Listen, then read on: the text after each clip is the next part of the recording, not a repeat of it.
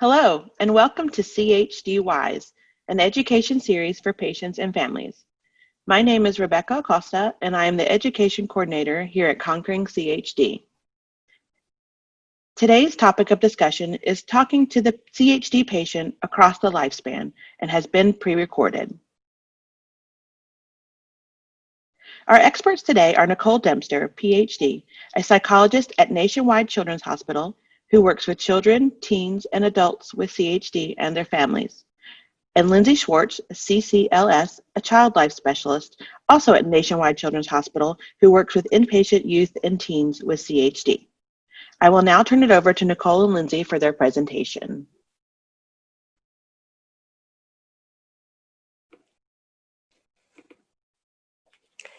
Thank you so much for having both of us. We're really excited to be here today. The purpose of today's talk is to review promoting medical and mental health throughout the youth and later years.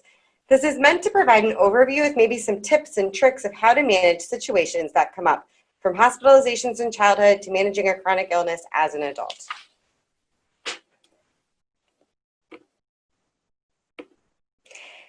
So to start out, we would like to discuss talking to children and teens about CHD. It is important for children to learn about their diagnosis. This helps them to better understand the why behind doctor's visits and hospital admissions. For young children, you can help them learn about what their heart is by talking about the heart as a muscle. Just like we all have muscles in our arms that we can see when we flex them, we have a special muscle inside our body called the heart. Our hearts help us to be able to move blood throughout our bodies, and this helps us to be able to run, play, and have fun. Next, I like to talk about how sometimes kids are born with hearts that work differently than other kids. This means that sometimes they need to have surgeries and visit the doctor. As children get older, they can continue to learn about their heart, perhaps seeing diagrams or talking to you and staff at the hospital about the structure of the heart. The Children's Heart Institute has a great website that we put here on the slide that explains varying heart defects by comparing the heart to a house. For example, the chambers are called rooms in the house and the valves are called doors. Additionally, young children may have misconceptions about their illness.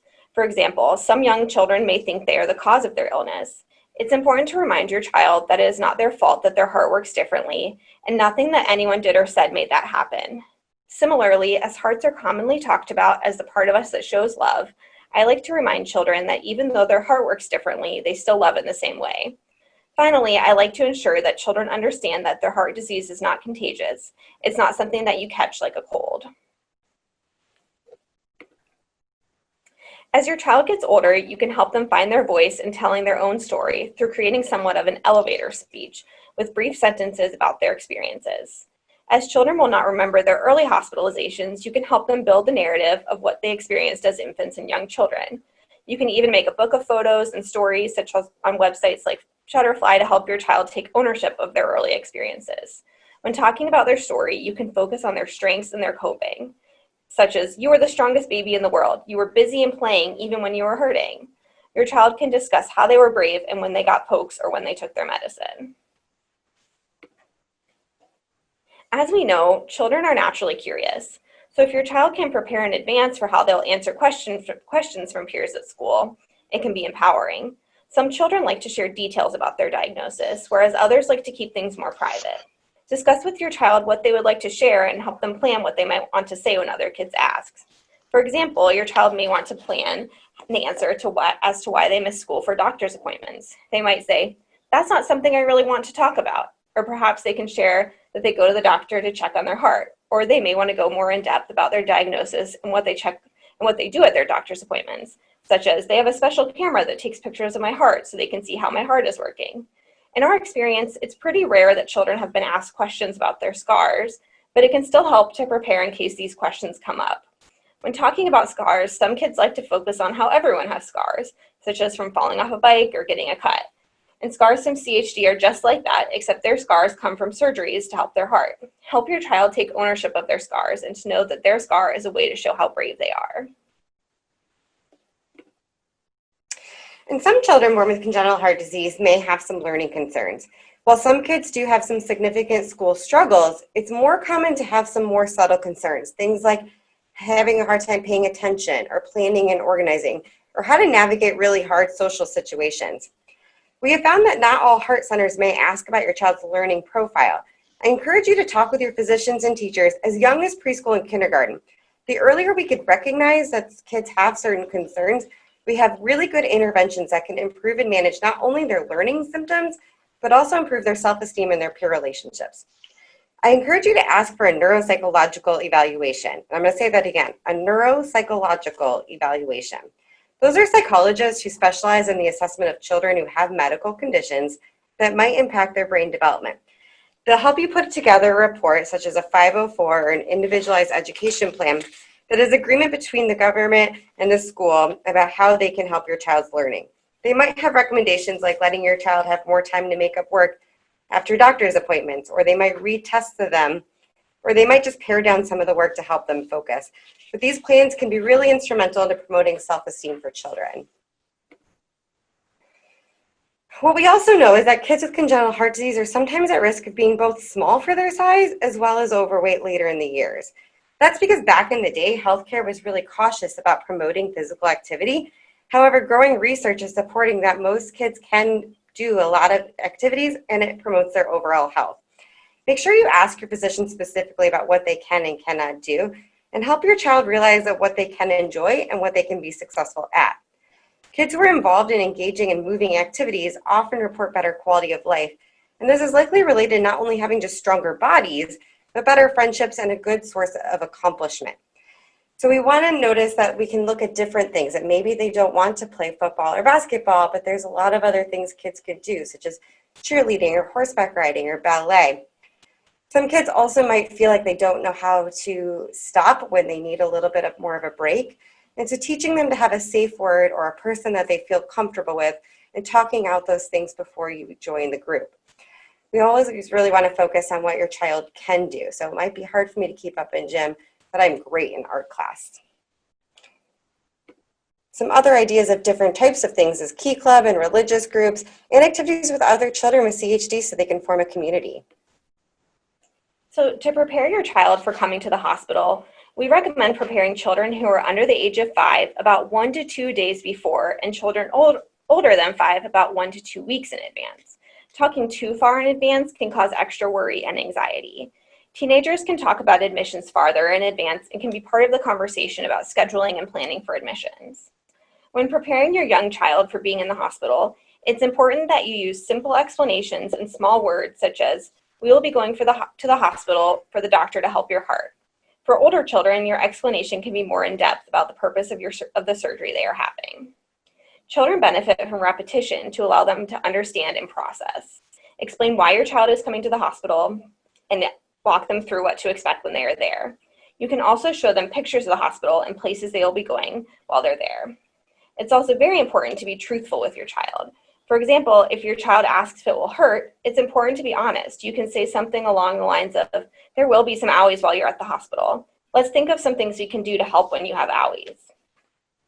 In preparing to come to the hospital, children benefit from having a role, so allow them to be involved, such as picking out their favorite items to pack. And while it's best to wait until shortly before the admission to discuss coming to the hospital, there are other ways to help your child prepare. It's helpful to assist your child in learning pain management strategies before they're in the hospital so that they can use them when they're in need. Help them learn to take deep breaths when they are uncomfortable. I like to pretend that you just took some yummy brownies or pizza out of the oven. So you breathe in really big to smell how yummy they are, but they're still too hot to eat, so let's blow out to cool them down. And that's a good analogy to help kids visualize how to breathe in and to breathe out. And then when they're in the hospital, they already have that skill in their toolbox ready to use. It can also help to read storybooks about the hospital. One of my favorites is called Franklin Goes to the Hospital, talking about Franklin the Turtle and his experience in coming to the hospital. It's also important to help your child practice telling you how they're feeling and expressing their emotions. There are also great books about talking about feelings. This will give your child the language to express themselves and to help you problem solve when they are upset. So are they feeling scared or are they hurting, and what types of things can we do when they're feeling those things? Another way to prepare is helping your child to get familiar with some of the medical supplies they will see through something we call medical play. This can be done through giving your child the opportunity to play with supplies in a plain medical kit so that they can gain some comfort and familiarity with what they'll experience when they're in the hospital. Another thing you can do before you take a child to the hospital and just to navigate everything that they experience is learning to talk about their feelings. We want to promote kids understanding how they feel, but it doesn't come as naturally to some of us as it does others. I think a lot of times as adults, we come home and we say, oh man, this was so frustrating today. I had a bad day and he said this and she said this, but we don't always spell out exactly how we feel. Instead, say to your child, I felt really disappointed.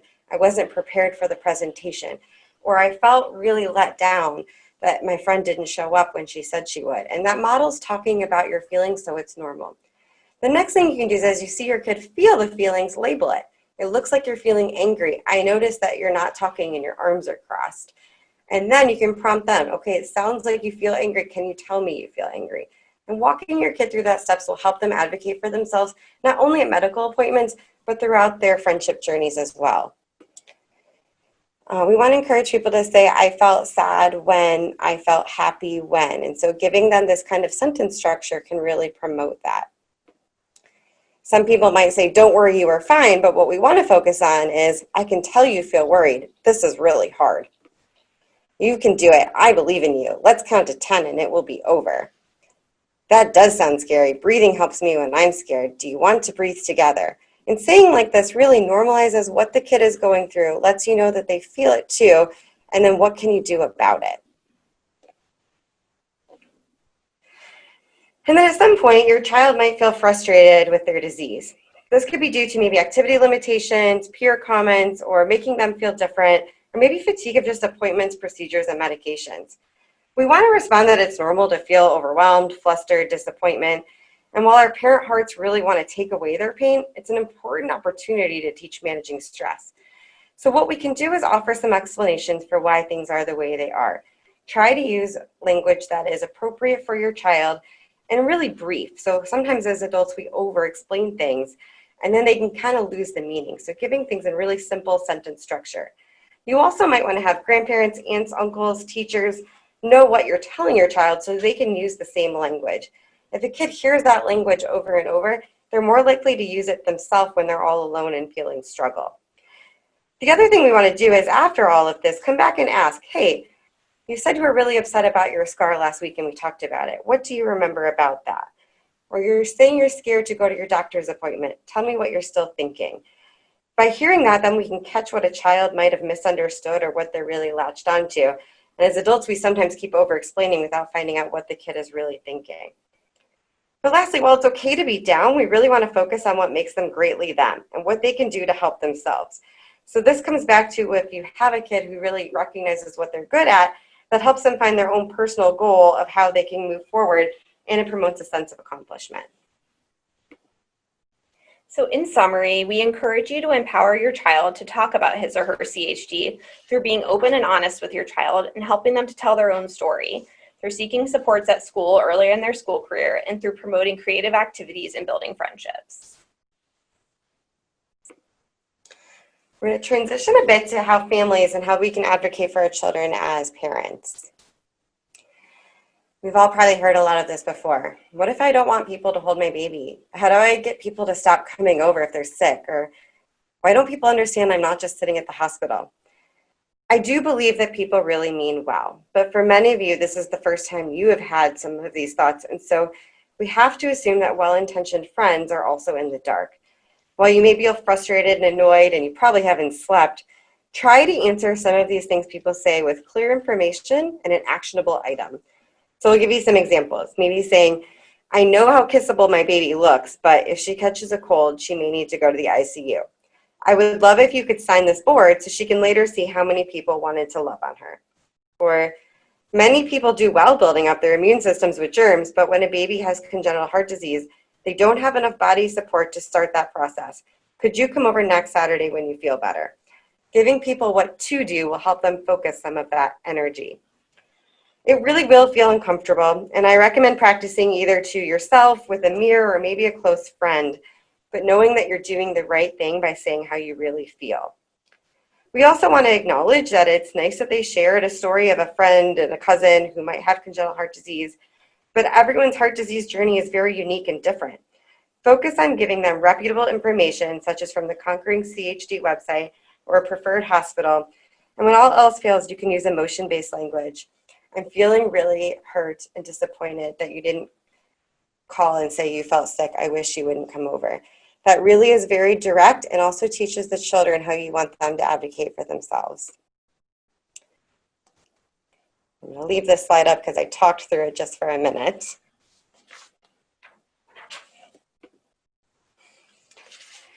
And I wanted to touch on our own mental health because I think that's just as important. Some growing studies are finding that about 30% of parents report post-traumatic stress symptoms in the first few years of a child's life after they're diagnosed with congenital heart disease. Throughout the journey, I find about half of parents experience depression, anxiety, or both. It tends to go up and down. It doesn't mean it lasts forever, but around big events such as hospitalizations or procedures or checkups, we notice that it can go down up, as well as just changes in age and responsibility. So as your kid gets older and has a new wave of questions, or as they have a new wave of tests coming, that can kind of trigger those things that you went through. Knowing that you are important is one of the most important things I can stress today.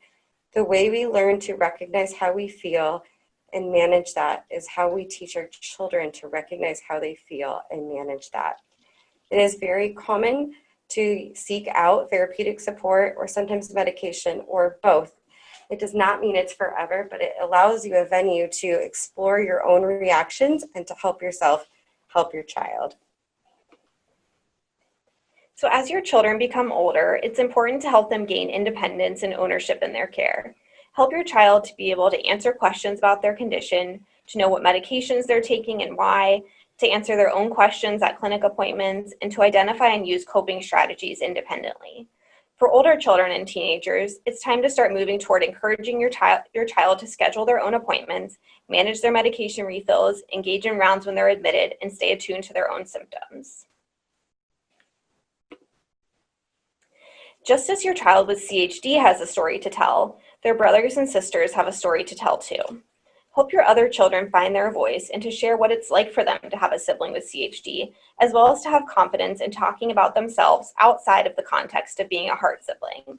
Help your other children talk about their emotions and to know that it's okay to feel any range of emotions about having a sibling with CHD, ranging from jealousy to anger to pride. Be open and honest with your other children, such as, "It makes me sad that we're not able to see you as much while your brother is in the hospital. What are some things we can do when we are missing each other?" And when you're able, be sure to spend time just with your other children. Give them individualized time and attention and find activities that are just special for you, whether that's something as simple as we have a special lunch together in the cafeteria of the hospital, or if it's a full day full of activities where your child knows that you're just focused on them. If we are telling kids that they are normal, which they are, then it is also on us to make a circle of normal. Try to help friends, family, school, coaches educate themselves. We want everybody to understand as much as they can about what your child is going through. We want to be cautious of trying to not bring it up because that sends a message that it isn't okay to talk about. And we want to make it very normal that this is just one aspect of their life. And so that said, it's also really important to build up a full life outside of congenital heart disease, to take ownership of their disease and advocate for it, but also recognize what they do well in school, in friendships, in activities, in sports, and building a lot of ways that your child can view themselves. The key is balance. We'll take this last section to really look at adults and how you begin to think about advocating yourself as you age. Only 20% of adults with congenital heart disease receive specialist care that they should. Some adult hospitals may not fully understand congenital heart disease in the way that it presents now, and they can actually give advice that might be misguided, perhaps too cautious, perhaps too permissive. It's good to keep in touch with a specialist who's very familiar with congenital heart disease to not only promote your medical abilities, but also your general quality of life and what you're able to do. Additionally, some side effects and precautions are just being understood, and we want to consult with an expert to make sure you're learning to best advocate for yourself. Some adults tell me that they want to avoid going to the adult congenital heart disease doctor because they don't want to have the big conversations. But many who keep in touch actually report a reduction in anxiety because they're in the know and they understand what they do need to look out for. That said, it is also common for many people, whether they have anxiety or depression or not, to feel kind of a surge of stress before their appointments. It can help to write down questions so you have a bit of a sense of control and are thinking about the things that you want to make sure you have the answers to. We always recommend to bring another person if you can to appointments. It not only helps verify the information discussed and make sure you understand it well, but it's a nice distraction during some of the downtime. And people who feel more stressed about their heart disease are often avoiding taking ownership of the basics. Unfortunately, this leaves that internal distress and turmoil inside yourself because you're not sure what actually needs to be done. Ask a trusted loved one to help you go through this list, thinking about learning your medications and the purpose for them. How do I call for a refill of appointments? How do I learn what symptoms to pay attention to? And as you've done that, you notice that as you get more knowledge and more capability, you'll feel less stressed. Having a healthcare power of attorney is one of these examples that can feel like you really want to avoid it. But what we actually find is that people who have bonded with a person they really trust and had these conversations report that they feel better and actually think about it much less. Again, it's also important to recognize your own mental health. And so some studies are finding that about a quarter of adults with congenital heart disease have depression and/or anxiety. The risk factors are truly unclear, and it's not very well understood about who is more at risk. And it's also not a guarantee that because you have congenital heart disease, you'll have depression or anxiety.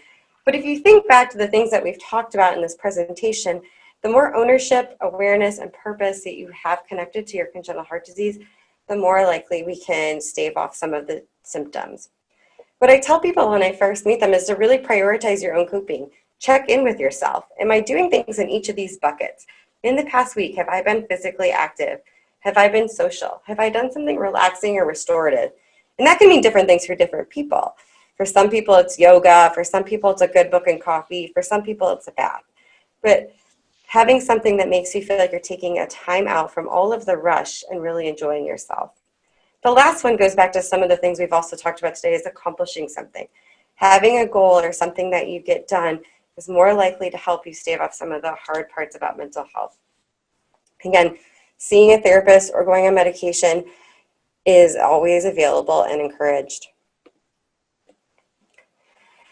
The earlier a partner or your friend understands your story, the sooner you can actually feel accepted. By not bringing it up, it kind of remains this question in the back of your mind. Will they accept me? What will they think? Try practicing how you want to explain your story before doing it in real life. That helps you get over kind of the stumble of words or catch the things that you don't really want to share.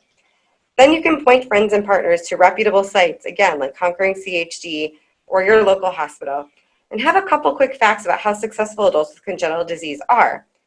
You also might want to think about things that are risk factors for you to give them a heads up and help them understand the things that you really do worry about or have concerns with. Allow the other person to take a moment to adjust when they've heard this information. They might have questions that sound a little bit weird, but again, they're just learning at the same time too. Fertility is another thing adults often ask me.